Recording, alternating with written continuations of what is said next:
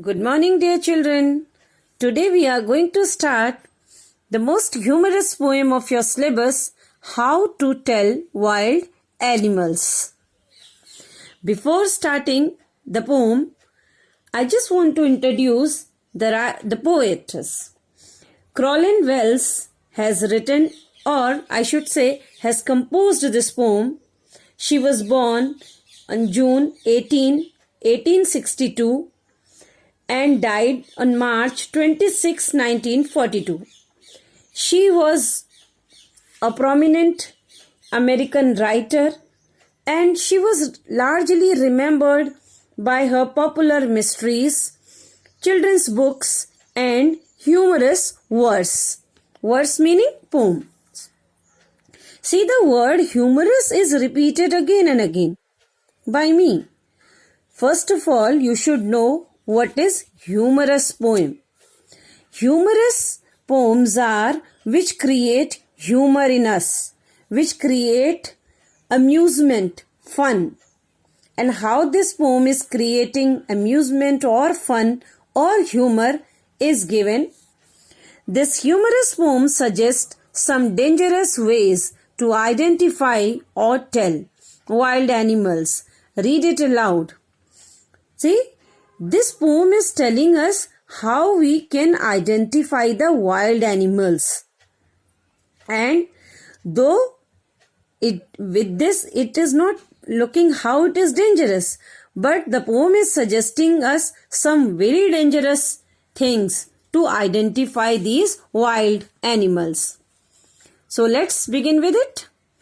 If ever you should go by chance to jungle in the east, and if there should to you advance a large and tawny beast, if he roars at you as you are dying, you will know it is the Asian loin.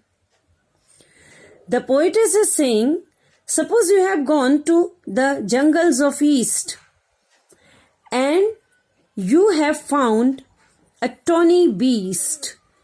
Beast meaning wild animal, tawny means yellow color, yellow-brown color. And if it starts roaring on you, and the roar would be so loud that you would feel to die, then surely you should know you are meeting with an Asian loin. You are meeting with this creature. This is the Asian loin picture. So, the poetess has suggested a very dangerous way, meaning she is saying go near to that animal, and if it roars on you and you feel like you will die, then surely you should know you are meeting with the Asian loin. So, dear children, let's see the poetic devices used here. Before that, we will talk about the rhyme scheme. Chance A, East B. Advance, chance and advance, similar rhyming. A again.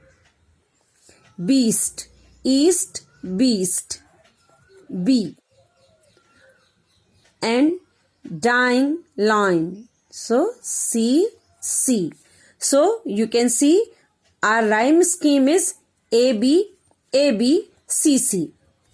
And this poem is the best example of enjambment. What is enjambment? When the sentence continue, the same idea is running in the sentences, but no punctuation mark is used. See, if ever you should go by chance, no punctuation mark is used here. The sentences continue. The same idea is running here, but no punctuation mark is used. So, enjambment example is here. And allusion. Asian loin. The poetess has presented one allusion to identify the Asian loin. Now, let's proceed towards the second stanza. Or if sometime when roaming round, a noble wild beast greets you with black strips on a yellow ground, just notice if he eats you This simple rule may help you learn the Bengal tiger to discern.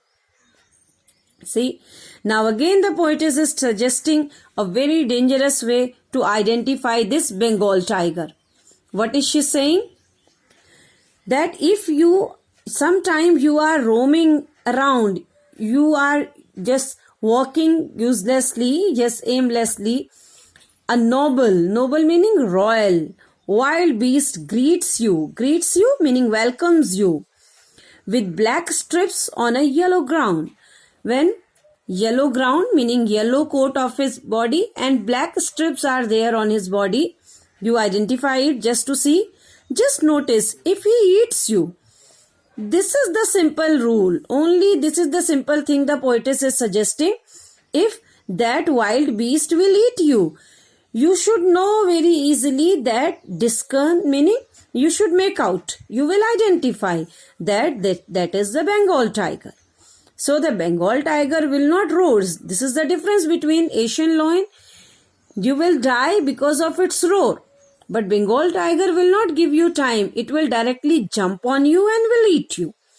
So this is again the humorous way. She is saying it is a simple rule. But definitely to lose one's life is never going to be simple.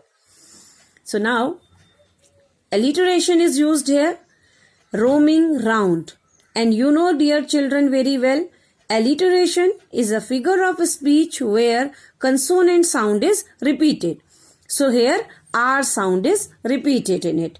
So now just proceed with the third stanza. If strolling forth, strolling meaning walking casually, forth, forward, a beast you view meaning see, whose hide meaning skin, with spots is peppered, spots meaning dots. As soon as he has leapt on you, leapt meaning jump, you will know it is the leopard. It will do no good to roar with pain.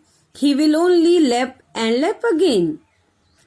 Now, the poetess is saying if you find a beast and on that beast body some dots are there, marks are there, and it will not do anything to you. It will only jump on you, leap on you.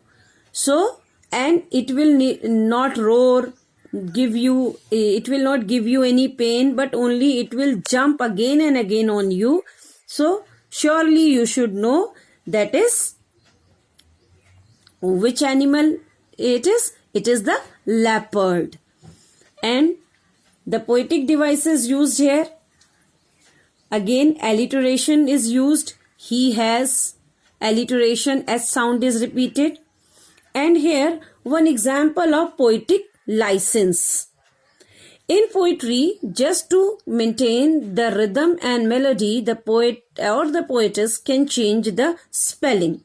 You see, here the real spelling of leap is changed. Jump spelling is leap, leapt spelling is changed. This is called the poetic license. And device of repetition is also used here. Thank you, dear children. I'll make one more video for you for the upcoming remaining three stanzas. Thank you.